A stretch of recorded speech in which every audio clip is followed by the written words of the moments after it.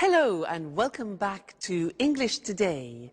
This is the second DVD of the beginner level, and in this DVD you will see 3 more episodes of our story, That's Life. And then in our special TV programs there will be a debate about low-cost airlines and an interview with a sports expert about football training. Then, in the grammar section, we will study the simple present, frequency adverbs, some and any, there is, there are, and also making suggestions. Now remember, if you have problems understanding anything, use the subtitles. Okay, so enjoy studying and have fun.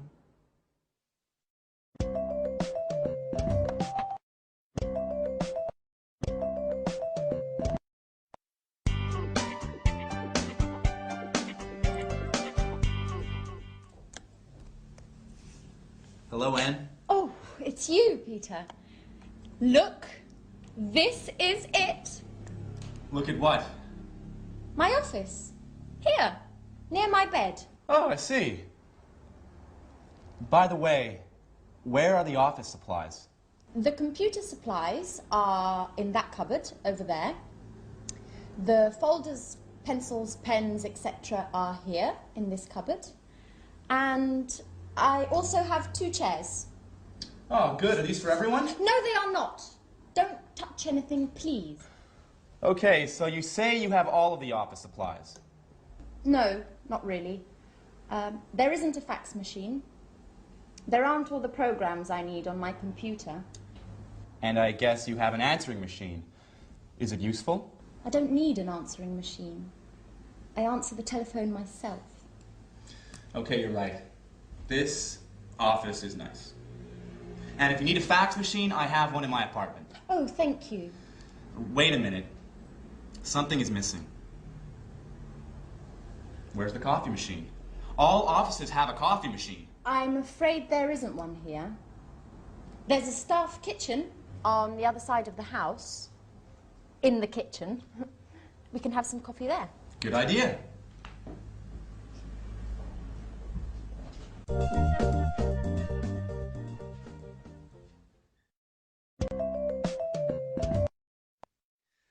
Hello and welcome back to English Today. How are you? Now, in that last episode of That's Life, did you notice that Anne described her office? And the most important thing for Peter was what? The coffee machine. Strange. Now, I want to look at the language that Anne used. She used there is a and there are some. Let me explain that to you.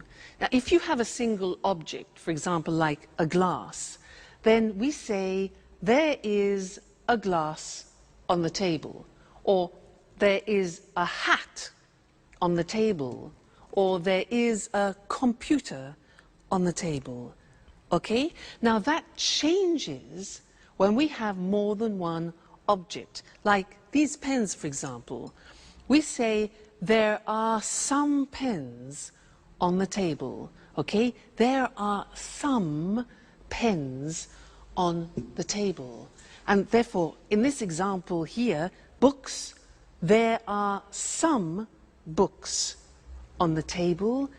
There are some CDs on the table. So you see how it changes. Now, let's go and look at that on the screen. You can see it written. So we said, with singular objects, we say there is.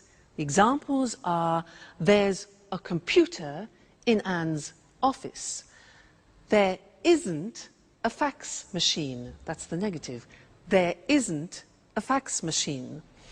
There's a table in the studio, and there isn't a coffee machine, which Peter can't believe. Now look at the plural form. We say there are some office supplies in the office, and there are some pens and pencils, okay? And we also use that for the exact number of plural objects. So, for example, there are 2 chairs in Anne's office, and there are 4 pictures, for example, in her studio. All right, so that's an introduction to there is and there are some. Now, in the next lesson, we're going to look at the difference between some and any, which is very important. So listen out for that in the next episode, and then come back here and we'll work on it. All right? See you later. Bye.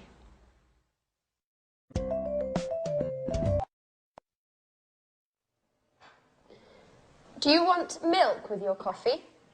There's a bottle in the back of the fridge. I prefer it without milk, but with some sugar. Oh, I'm afraid there isn't any sugar. Well, that's okay. Black coffee is good too. Do you have any of those great cookies? Oh, yes. There are some cookies over here.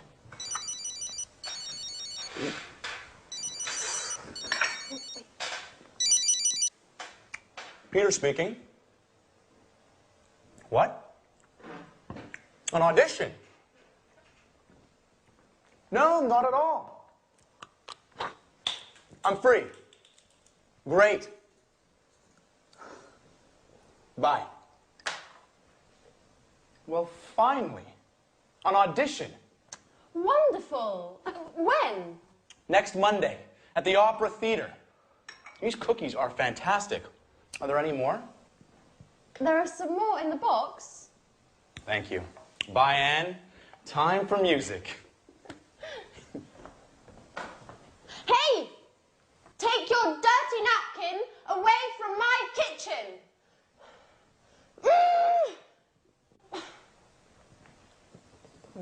It's nice to have you as my new office neighbour.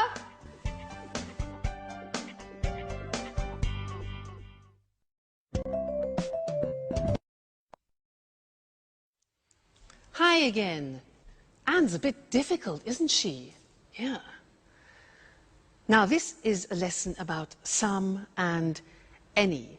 Remember, Peter said, "Can I have some coffee and some biscuits?"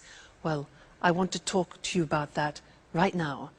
Now, in order to understand some and any, we have to understand the difference between countable objects and uncountable objects. So, these things here are ingredients to make a wonderful English lemon cake.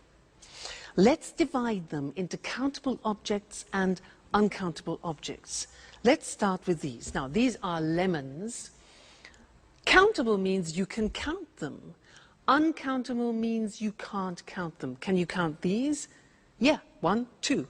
So, these are countable, so there are some lemons. Now, what about these? These are nuts. Can you count these? Yeah, 1, 2, 3, etc. So they are also countable. So we say there are some nuts on the table. Now, what about this? This is marmalade. Now, can you count marmalade? Well, you can count the container, but not the marmalade inside. So this is uncountable, and we say in English, there is some marmalade. It's a singular verb. So we put it here, it's uncountable. Okay? Now, let's look at this. What's this? This is salt. Salt. Now, is this countable or uncountable for you? Countable or uncountable? Well, it is very difficult to count all the little bits of salt, so this is uncountable. We put it here, all right? Now, next thing, these two, eggs. Countable, uncountable, 1, 2, countable. There are some eggs. This here is spices. Spices. Now, these you can count. So we say there are some spices. What about this? Milk. You can count the bottle, but can you count the liquid? No. So all liquids are uncountable, and we say there is some milk. There is some milk. So singular verb. Put that there. Now, what have we got here? Butter. Butter. Can we count that? Well, we can count a packet, yes, but the butter inside? Exactly, no, we can't count butter. So there is some butter, we put it here. Good. Now, what else have we got? Flour. You know, flour we use to make pizza, to make cakes. Is that countable? Exactly, it's not countable. It's like salt, like sugar, like coffee. So we put this here, uncountable. And the last thing, this. What's this? Water. Is water countable? No, it's not. So water goes with the uncountable. There is some water. It's quite difficult, hey? Let's look at the screen to see that written, all right? And we will do a general summary. So we said countable objects in the plural. In the positive form, we say there are some lemons on the table. There are some CDs on the table. There are some eggs on the table. So that's countable. Now the negative is there aren't any, we use any, there aren't any cigarettes on the table. There aren't any biscuits, important, any for the negative. There aren't any magazines, for example, all right? Now, questions. Here again, we use the word any. We use any in the negative and any in the questions. So, are there any glasses on the table? Are there any books on the table? Are there any pens? All right, so some in the positive, any in the negative, and the question form. Good. Now, let's move on to uncountable objects. These ones here. The examples are, there is, singular verb, some sugar on the table. There is some flour on the table. There is some water on the table. Okay? Negative, again, we use any. We say there isn't any bread on the table. There isn't any wine, a liquid, on the table. There isn't any chocolate on the table, all right? Questions, again, with the singular verb and any. Is there any money on the table? Is there any pasta? Unfortunately not. And is there any beer? Okay? Now, I want to add one more thing to this lesson, and it's the words this, that, these, those. Let me explain. With one object, you say this CD when it's close to you, this CD. But when it's distant from you, far away, you say that CD, this, that. All right? We hear this very often. Let me take two, plural. Now we say these CDs. When they're far from you, we say those CDs. Okay? So these, those, one, this, that. Let's see that on the screen. So this book, plural, these books when they're close to you, and that chair, for example, and those chairs when they're distant from you. That's a big lesson, hey? There's a lot to remember. So we have some and any, countable and uncountable, this, that, these, those. Whew! You have a lot to do at home to study there. Anyway, no problem, because you're great students. So We'll meet again in the studio very soon for some more English. Take care. Bye for now.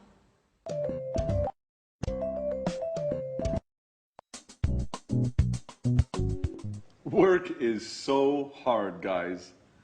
I wake up at 6:30 every day, have breakfast, and take the train to work.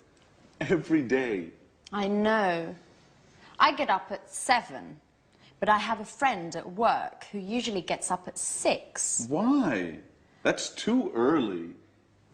It takes him an hour to drive to work. Wow, that's a long drive. Yes. But he lives in the country. I think he's lucky. Every weekend he can go for walks in the woods, not in traffic jams. I guess that's pretty nice. He lives in the countryside, but works in the city. A pretty nice combination. What about you, Sharon? What time do you wake up? I usually get up at about 9 o'clock, but I live in the city. It's easy to get to work. Yes, but you get home very late. Often 6:30 or 7. You know, I sometimes have 5 or 6 groups of tourists a day. You work too much, my dear. And you sing too much, Peter.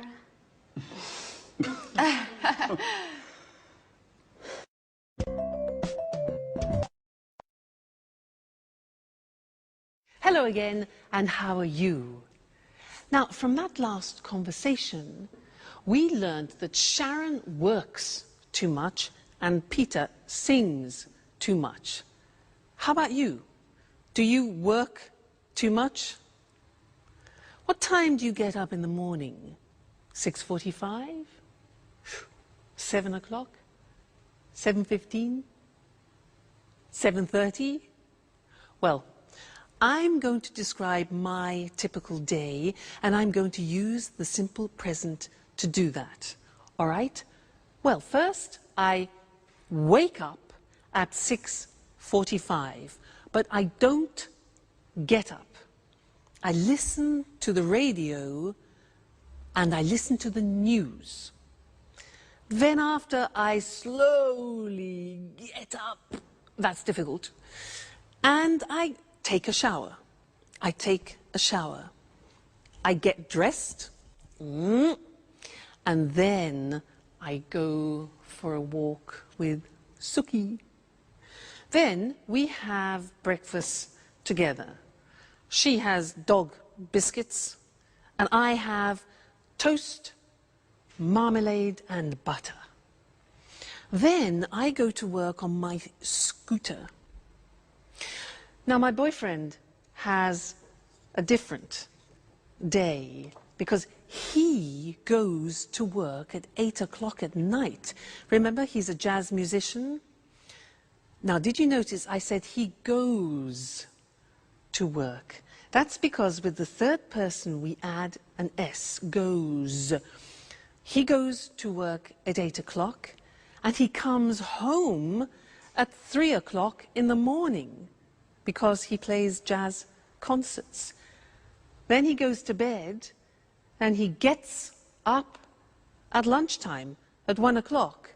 So we meet at dinner, which is, you know, we don't have much time together, but that's life. Now that was the simple present tense, and now we're going to see that on the screen. Very, very important, this grammatical form. So, I work, you work, he, she, it works, she works, it works, we work, you work, they work. Now, very often you forget to put the S on the third person, so I have another teaching assistant who will help you to remember, Mr. Snakes. He is here to help you remember to put the S on the third person. So listen, I work at home, you work every day, he works. at night. She works in an office. It works all week. We work together. You work full-time. They work at weekends. So remember, it's not difficult, the simple present in English. I work, you work, he works, she works, it works. Don't forget, Mr. Snake, don't forget the S, the third person. All right? Good. Now, listen to the next episode and try and pick out words like often, sometimes, occasionally, because we're going to study those next. All right? Go and have some fun. Bye.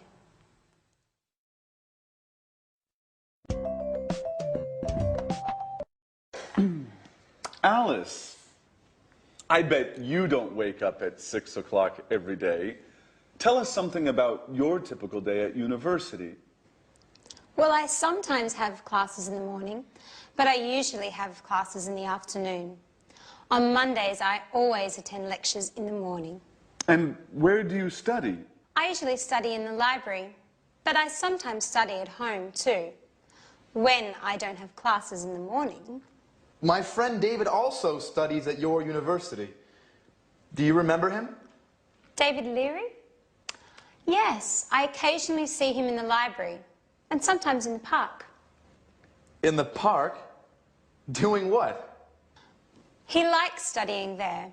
He takes his books, finds a nice park bench, and reads there. Not a bad idea. You can study and enjoy nature at the same time. Yes, I like the park too. Unfortunately, I often need books that are in the library. And what about lunch? Do you usually make sandwiches and take them with you? Oh no, I hate cooking. I usually have lunch in the cafeteria with friends. Oh, I do just the opposite. I usually cook lunch at home. I seldom have a quick lunch at coffee shops. Okay, guys. Stop with this boring talk. What about fun? Do any of you do anything besides working and studying? It's Friday, remember?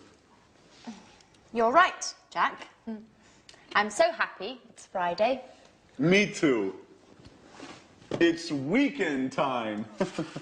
Time for shopping.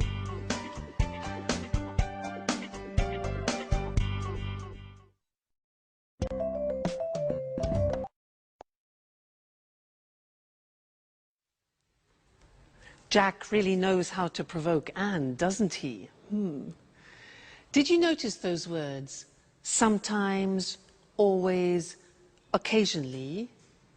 Because we're going to study those now. And in English, they're called the frequency adverbs. And we usually use them with the simple present tense. And they describe how many times you do actions, frequency adverbs. Now, to help me introduce them, I have another teaching assistant. This is, ta-da, Mr. Dinosaur. Mr. Dinosaur is here to help you with the frequency adverbs. Dinosaur, D-I-N-O-S-A-U-R.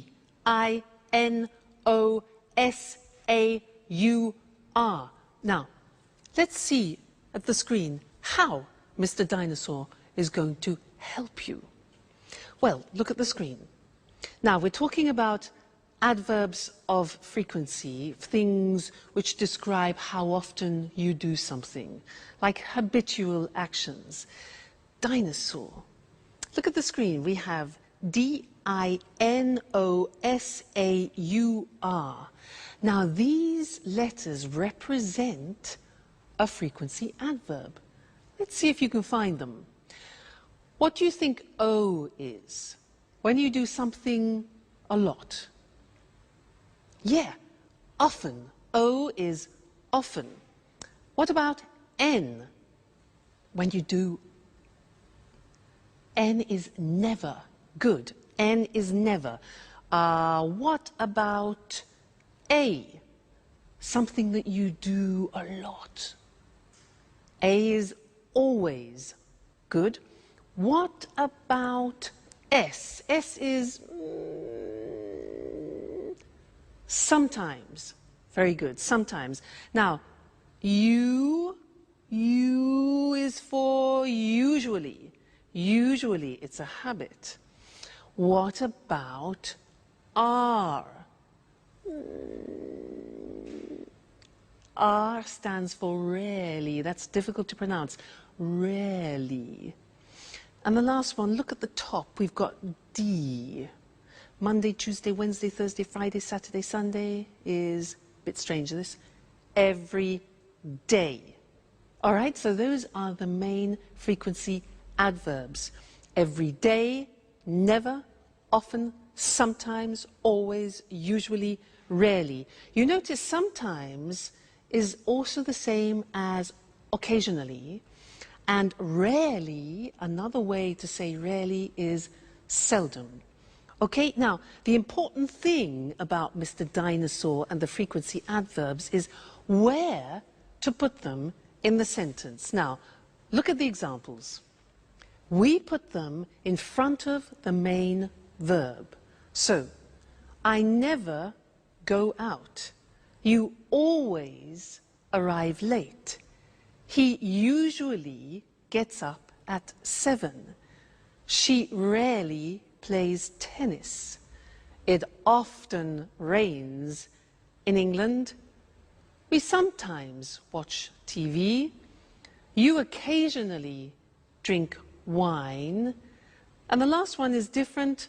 Every day they drive to work. Usually every day we put at the beginning. But the others are always before the main verb and after the subject. Now, one problem. There is an exception to the rule, which is typical of the English language. And what is the exception? The exception is the verb to be. The verb to be is always an exception in English. Let's see how that works. Look at the example. He isn't often late. We are sometimes in a hurry. You see the position. The position of the frequency adverb is after the verb to be, not before. And that's the rule. So he isn't often late. We're sometimes in a hurry. They're never at home.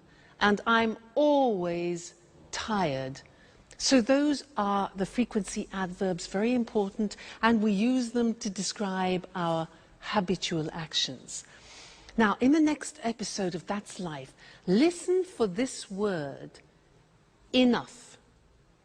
Enough. It's a very strange word, because we're going to talk about that in the next lesson here in the studio. So, go and see That's Life. Bye.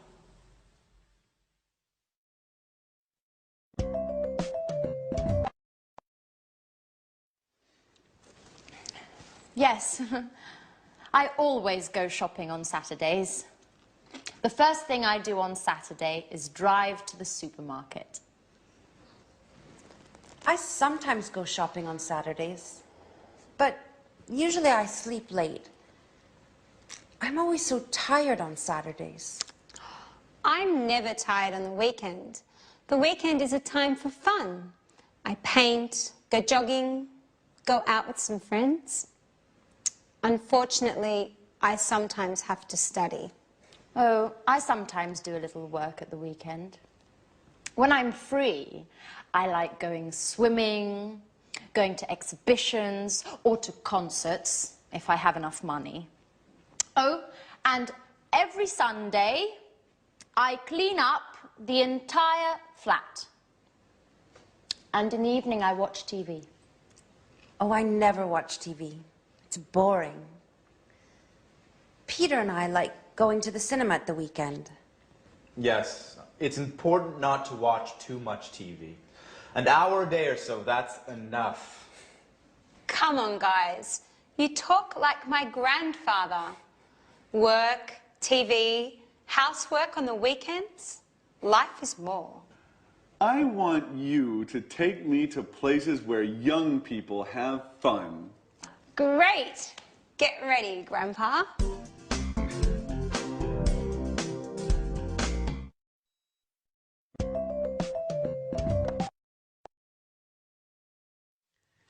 Hello and welcome back again to English Today, your live English language program. Now, did you notice how Anne said that she loves going to concerts and exhibitions, but she doesn't have enough money? Now, this word enough, it's written E-N-O-U-G-H. The pronunciation is enough. What does it mean? Let me show you. I have a ticket here for a concert, okay? This is 45 euro. 45 euro. Now, I have 40 euro here. 40 euro, 45 euro for the ticket. It isn't enough. It means it's less, it's not sufficient. It isn't enough. No ticket, no concert. So, happens. Like Anne, poor Anne, not enough money. Now, another example, you ask me, can I have a glass of water? And I say, sure. So, here you are. You say, what? Excuse me, it's not enough. Not enough, it's not sufficient. Oh, I say, okay, fine. So, glass of water, here we go. And you say, oh, it's too much. Too much. Now, that is the opposite. When something is in excess, it's too much.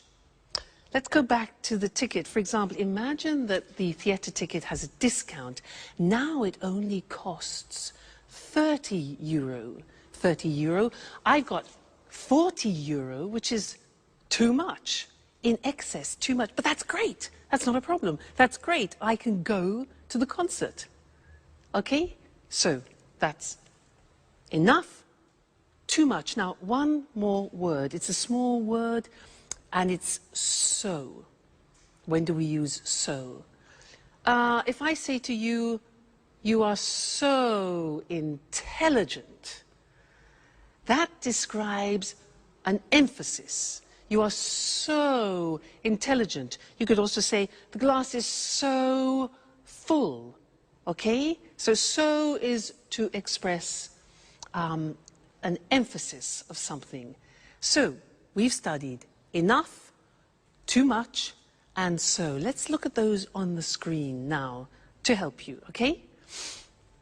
Enough, pronunciation, enough, when something isn't sufficient. There isn't enough water in the glass. There isn't enough money. Then we can also use it with an adjective. The glass isn't full enough. After an adjective, it isn't full enough.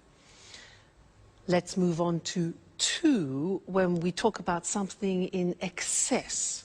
So, there's too much water in the glass. There's too much money. Great.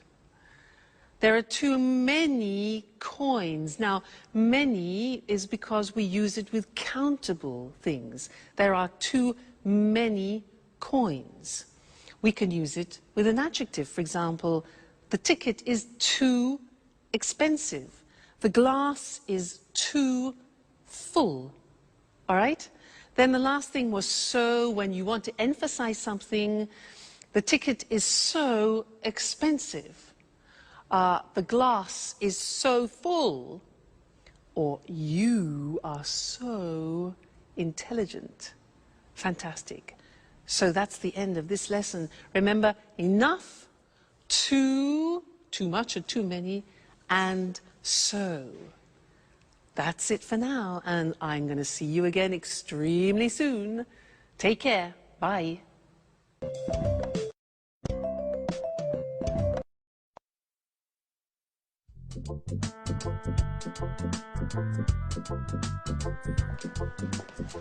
May I ask you a question, Alice? Sure, ask any question you like. I'm an open book. Do you have a boyfriend?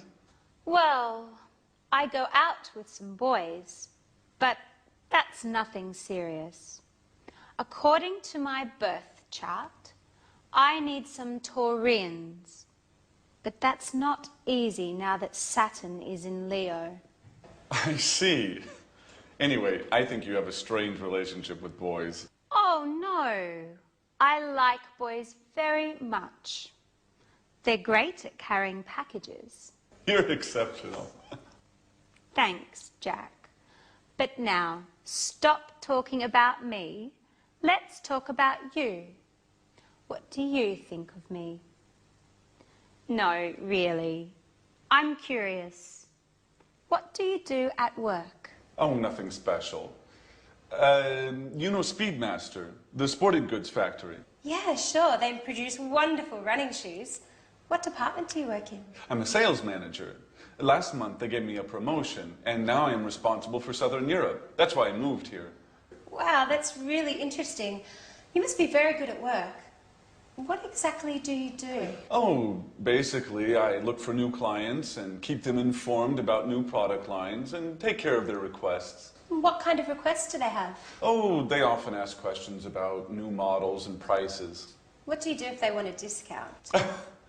Well, basically, I don't get mad. I listen to them and then I tell them no. Well, seriously speaking, it depends. Each client is different. If they're important, I try to make an agreement with them. Hi, Anne. Hi, Sharon. Where's Peter?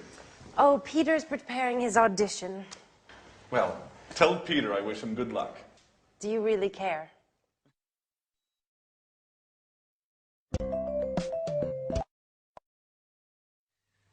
Hello and welcome back to English Today for some more live English. Now, Jack, does he really care for Sharon? I think he does.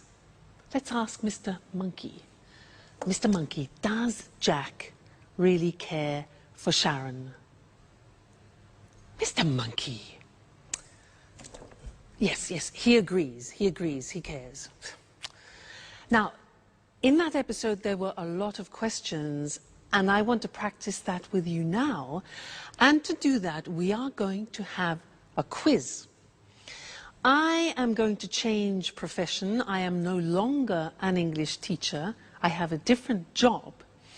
I will ask 10 questions.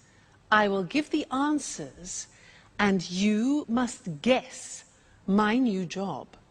Now, if you guess it correctly, I will play a flight for you to go to London for a romantic weekend. How about that? Flight to London? So 10 questions. Listen carefully. Number 1. Do I work in an office? No, I don't. Number 2. Do I work outside? Well, yes, actually, I do sometimes work outside. Next, do I have special qualifications? Oh, yes, I have special qualifications for my job. Okay, next one. Do I work at weekends? Yes, I do, actually. Most weekends I work. So, I don't work in an office.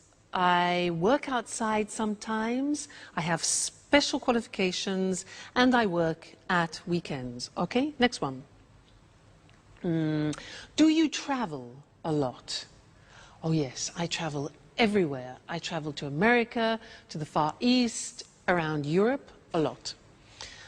Do you earn a lot of money? Oh, yes, I earn a lot of money. Next question. Do you use your hands when you work? Yes, I do. I use my hands, and I also use my feet. Very important. Next one. Do you work with other people? Yes, that's very important. I work with other people. All right, next one. Do you use music in your job? Music? Yes, now music is very important for me, music. And the last question, do you wear special clothes? Well, yes. For my job, I have special clothes, I have special shoes, particular shoes, and I do my hair in a special way. So, I use my hands and my feet. I work with other people. I use music. I earn a lot of money. I wear special clothes. And I travel a lot.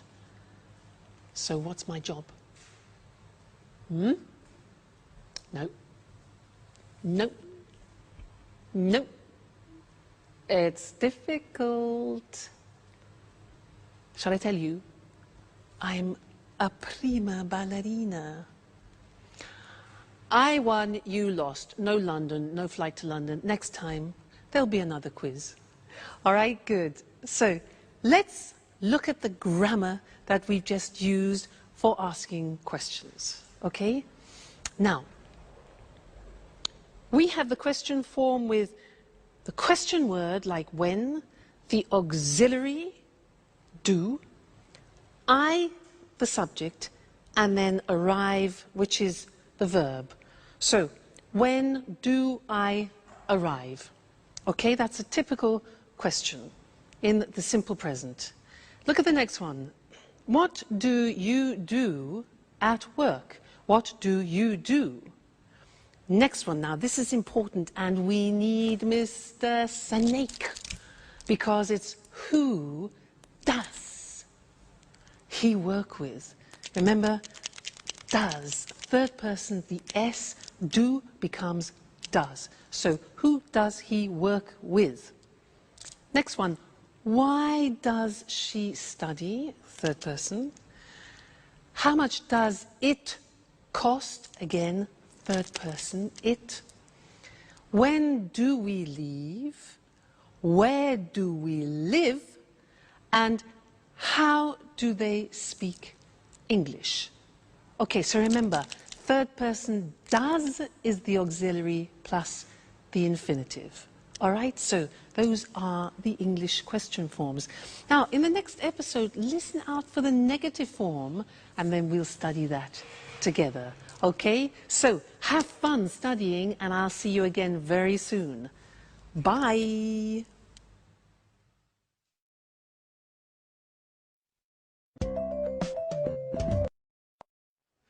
Oh, girls, we're talking about jobs.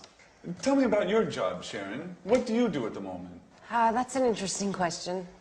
Really? Why do you say that? Well, you know I have a degree in archaeology, but now I'm doing something quite different. Do you have a part-time job? No, unfortunately, it's a full-time job. I work for a travel agency. Oh, what do you do? I give tours around the city. I bring tourists to monuments and museums and other interesting places. Oh, that's nice. Could I have you as a tour guide for one day? I'm sorry. I only work with groups, usually with Japanese people. Oh, well, I'm a black belt in karate. Very funny, but it's not enough. It's too bad. Anne, stop cleaning for a moment. Sit down and tell me about your job. Okay. I work in a publishing company. Oh, so you work with famous writers? Not exactly.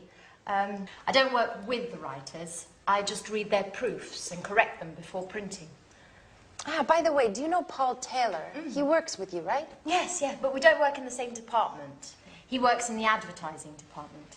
But we are good friends. Every weekend we play tennis together.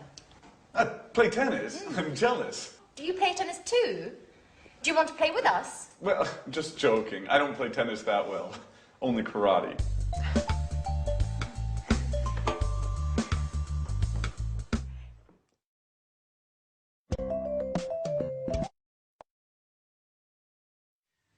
Jack, I don't play tennis very well. I only do karate. He doesn't play tennis very well. It's easy. Men. Now, Anyway, it was a good example of the negative of the simple present tense. I don't play tennis very well. Now, I'm going to tell you my typical day again, but in the negative, and listen to the grammatical form, okay? I don't wake up at 6:45.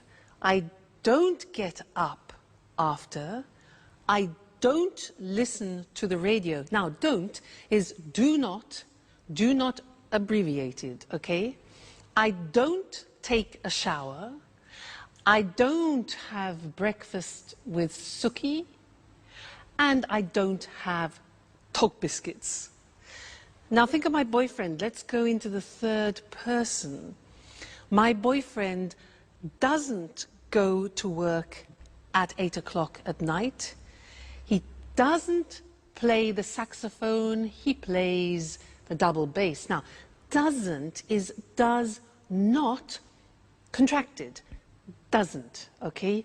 Plus the infinitive. So he doesn't play, let's say, at 1 o'clock in the morning. He doesn't come home at 7 o'clock in the evening. So you see, these are examples of the negative form. And now we need to go and look at the screen because we need to see how that works in comparison to the positive form. All right? Great. Now, look at the examples. I don't teach on Sundays. Do not becomes don't. I don't teach on Sundays. You don't know my parents. Jack doesn't, does not. Jack doesn't play tennis well. Alice doesn't have a boyfriend. The house doesn't belong to Anne. Third person, doesn't. We don't work part-time. You don't know Anne's aunt.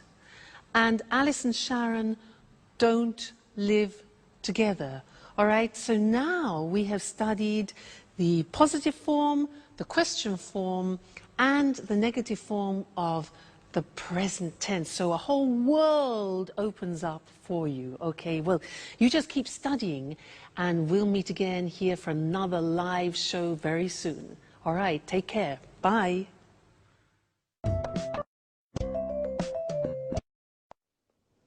Good evening from Eric Brown. Welcome to another edition of Let's Talk. With me here in the studio are Marie and Tom. Hello, Marie. Hello, Tom. Hello, Eric. Well, today, let's talk. Let's talk about what, Marie? Low-cost airlines. Very interesting. You're right, Eric. You know, there are 90 low-cost airlines in Europe today. Really? So many? Yes, that's right. 90. Lots of people fly with low-cost airlines. Of course. It's very cheap to fly with these airlines. It's not always cheap, Marie. It's cheap to fly midweek on Tuesday, Wednesday or Thursday, but it's not cheap to fly at weekends on Saturday or Sunday. But are the planes safe? Yes, the planes are usually new, so they are safe. That's good. It's important to fly in safe planes. And what about the tickets? Is it easy to find them? Yes, it's very easy. I usually buy my tickets online with my credit card. Well, I travel a lot. Really? You're a real expert on low-cost airlines, Marie, aren't you? Yes, I am. My boyfriend lives in Berlin. Oh, and how often do you visit him? I go to see him twice a month. Oh, I see. And are the flights on time? Yes, they're usually on time. I leave work at 5:30 in the afternoon and arrive at the airport at 6. Perfect for the check-in. That's very convenient. You're lucky, Marie. Usually low-cost flights leave from airports a long way from the city. What time's your flight? At 7 o'clock. You're really lucky, Marie. Usually low-cost flights leave late at night or early in the morning when it's not convenient. Yes, that's true. And yes, I am very lucky. Is there any food on the plane? Yes, passengers buy drinks and snacks. Remember, the drinks and snacks aren't free. You have to pay even for a glass of water. That's true, but it doesn't matter. I arrive in Berlin at 8:30, just in time for a pizza with my boyfriend at Bella Napoli. A very good pizzeria, the best one in Berlin. Oh, that's great, but for us, it's time to say goodbye. Okay, low-cost airlines. Today, there are many low-cost airlines throughout Europe.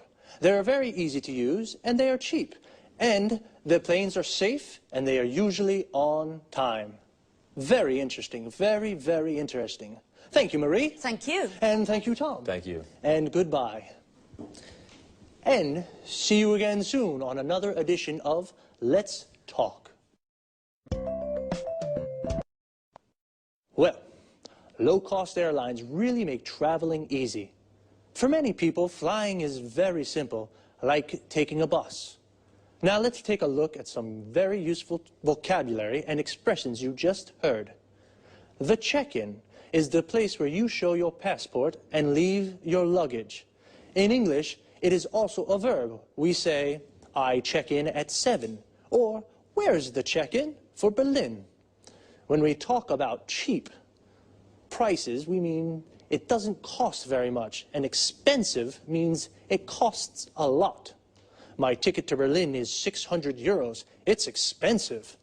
Your ticket is 100 euros. It's cheap. Her ticket is 30 euros. That's very cheap. To say what airline we use, we say fly with, followed by the name of the airline. I fly with Air Liverpool, or the type of airline. I fly with low-cost airlines. And what about when you want to ask if the plane is late? We can say, are the flights on time? If the flight is at 7 and it goes at 7, it is on time. But if the flight is at 7 and it goes at 10, it's late. Marie said, I buy my tickets online. This means she uses the internet to buy her ticket. What other things can you do online? Here are some examples. I reserve hotel rooms online. I don't call the hotel on the phone to reserve a room. I use the internet. I check my bank account online. I use the internet to see how much money I have in my account. I pay my bills online. I use the internet to pay the electricity bill, the water bill, the gas bill. Wow, we can really do a lot of things online. Okay, just 2 more things before we say goodbye. The first is frequency. When we say how often we do something, I asked Marie, how often do you visit him? And she said twice a month. Twice a month means 2 times in a month. Once a month means 1 time in a month.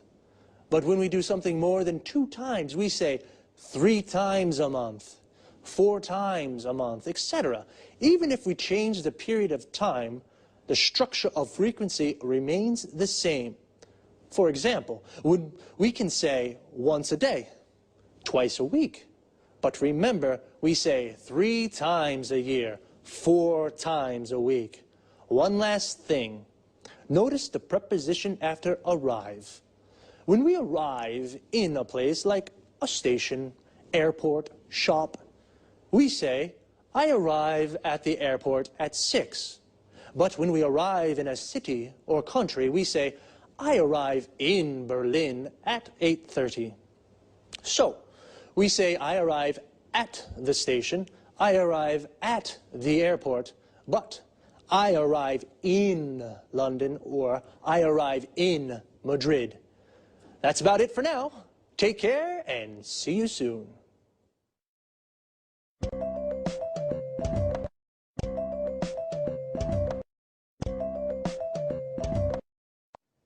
Good afternoon to everyone. Welcome to Sports Special, the program dedicated to all sports and all sports fans. I'm Eric Brown. In the studio with me is John Forbes, our sports expert. Well, John, what are you talking about this afternoon? Football. Great, my favorite sport. It's not only your favourite sport, Eric. Millions of people love football. Of course. It's a fantastic game. The best in the world.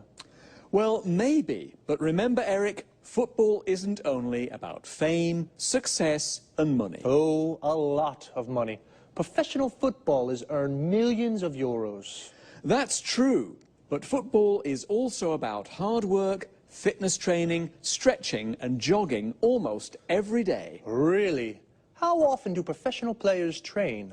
They go jogging every day at 8 in the morning, and then they work out in the gym. Ah, so much exercise. And that's not all. Really? What do you mean? Well, they also practice football 3 or 4 times a week with the team. And where do they train? They usually do fitness training at the football ground. First they do stretching, then they practice shooting. Is the coach with them during the training? Yes, of course. The coach is very important for the team. He shows the players good techniques for passing, dribbling and heading. And he decides who plays in the matches. How many matches are there in a football championship? 30, more or less. You know, football championships take place in the winter, usually from September until June. And when do they play matches? At weekends, but the big clubs also play during the week for the European Cups. Oh, championships, European Cups, training. Footballers are very busy. Yes, they are. The only time they rest is in the summer. Well, holidays only in the summer, but what about fun? For example, can the players have a beer after a match? Of course, Eric, especially if they win. A beer is a perfect way to celebrate a victory. Well, a footballer's training routine is very hard, but it is very rewarding too. Okay, thanks to our expert, John Forbes. And goodbye to all football fans and sports lovers. See you again soon for a new edition of Sports Special. First of all, football and soccer are the same thing. Football is the British word, and soccer is the American form. But they are exactly the same thing. So, let's take a look at some of the vocabulary we use to talk about football. Do you like football? If you do, then you are a football fan. Like me. Do you support a team? I support Inter. We say that we support a team when we are a fan of that team. So, what is a team? It's the group of players that play together. For example, Manchester United is a football team. A person who plays football as a job is called a professional footballer or a professional football player. Footballer and football player are the same thing. A football player is a footballer. And every team has a coach. A coach is the person who prepares the team. He teaches techniques and how to play well. So, 11 football players make a team, and when 2 teams play against each other, they play a match. But as John told us, footballers don't only play matches, they do a lot of training. Training is all the exercises they do to prepare for matches. We can say, footballers do training, or footballers train. Training is the noun, and train is the verb. And what do they do when they train? John said a few. They work out in the gym. They do stretching. They go jogging. And they practice football skills. John also mentions some of the skills or techniques that footballers practice. Passing, which means to pass or kick the ball to another player. Dribbling, which means to move the ball forward with the ball. Shooting, which means to shoot or kick the ball into the goal. And heading, which means to hit the ball with your head. It's a lot of hard work. I think they definitely deserve a beer when they win. Well, that's all from me for now. Take it easy. See